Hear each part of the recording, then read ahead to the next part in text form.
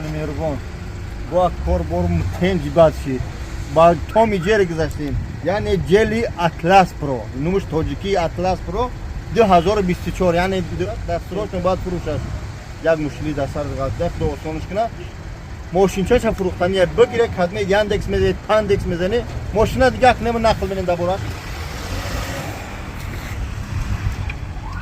باز هم یک ماشین دیگه دوستان جلی اطلس پرو یعنی اطلس پرو 2023 آخرش نویابر بگیم 2024 پرابگش 41000 به حد سستانش خوب است به حد بچه‌ای که مقصد هیچ چیز میفهمن این ماشین میدونن خودشون گپ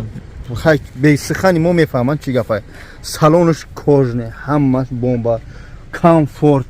به حد شرایط خوبن دوستان عزیز رحمت برای دستگیری تو پهن کنید ویدیو را سلام علیکم